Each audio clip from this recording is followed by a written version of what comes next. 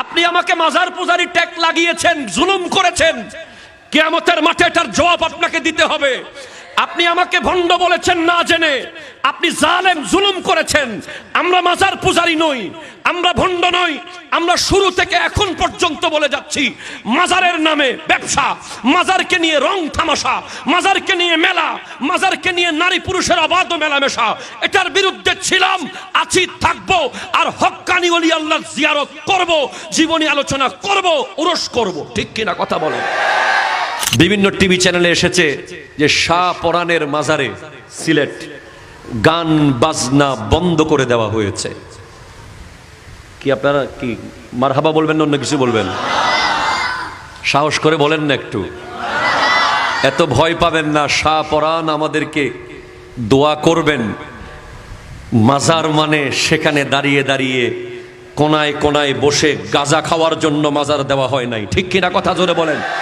মাজার দেওয়া হয়েছে ওই মাজারে গিয়ে জিয়ারত করে ওই মাজারওয়ালা কেমনে বলি হলো, কি কারণে তাকে আজকে এত মোহাব্বত করছে মানুষ, কেমনে সে আল্লাহকে রাজি করেছে, কি সাধনা করে আজকে তিনি ইসলামকে এই দেশে এনেছে, সেটা জেনে তার আদর্শ, তার জুহুদ, তার তাকওয়া, তার ইবাদত, তার রিয়াজত ধারণ করে আমিও যেন ওলি হতে পারি, সেটার জন্য মাজার। সেখানে গিয়ে গাঁজা খাওয়ার জন্য মাজার না। ঠিক কিনা কথা বলেন? হাত তুলে বলেন ঠিক কিনা বলেন?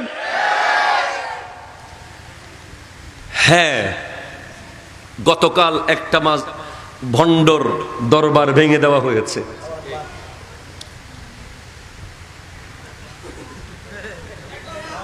কথা কন না, ঠিক কিনা?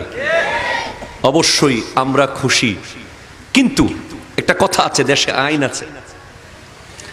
আমরা খুশি ভণ্ড, তবে হ্যাঁ হুঁশিয়ার করে বলতে হবে ভণ্ড কোনটা, হক কোনটা, যাচাই বাছাই যেন ঠিকভাবে হয়। আপনি ভণ্ডের মাজার ভাঙতে গিয়ে আবার যদি হক কোন বলির মাজার তো দূরের কথা, এলাকায়ও যদি টাচ করেন, আমরা জীবন দেব। হাত তুলে বলেন ঠিক কিনা, জোরে বলেন না। আপনি আমাকে মাজার পূজারি ট্যাগ লাগিয়েছেন, জুলুম করেছেন, কিয়ামতের মাঠে এটার জবাব আপনাকে দিতে হবে। আপনি আমাকে ভণ্ড বলেছেন না জেনে, আপনি জালেম, জুলুম করেছেন।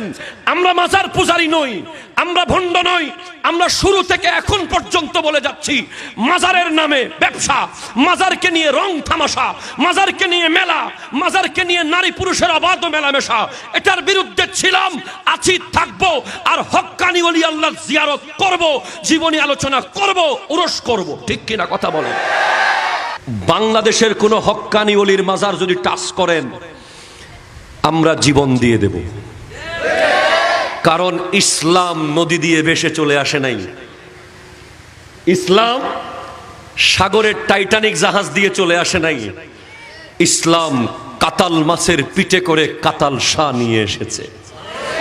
কথা বলেন ঠিক কিনা বলেন না? ইসলাম পাথরে ভেসে মোহসেন আউলিয়া নিয়ে এসেছে।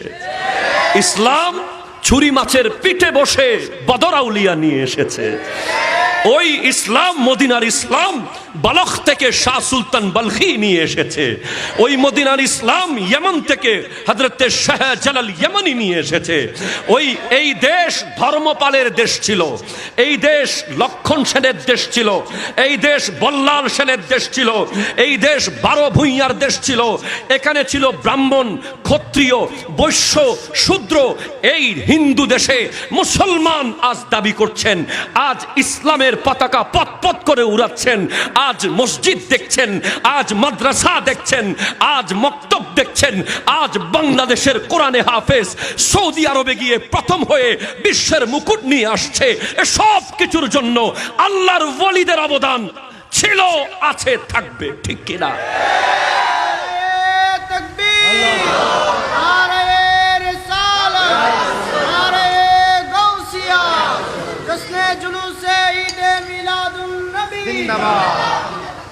কথা একেবারে ক্লিয়ার। এই সব কিছুর মূল কথা হলো, কোন হক্কানি ওলি আল্লাহর শানে চুল পরিমাণ বেয়াদবি করলে তার বিরুদ্ধে আমরা শহীদি তামান্না নিয়ে দাঁড়িয়ে যাব। ঠিক কিনা কথা বলেন? আর কোন জায়গায় ওলি আল্লাহর নামে ভণ্ডামি চললে তার বিরুদ্ধেও আমরা শহীদি তামান্না নিয়ে দাঁড়িয়ে যাব। রাজি আছেন কিনা রে ভাই? আছেন কিনা? আর চুপ করে তাকিয়ে থাকার সুযোগ নাই। সিদ্ধান্ত নেন আজকে থেকে, কে ওলি, কে কে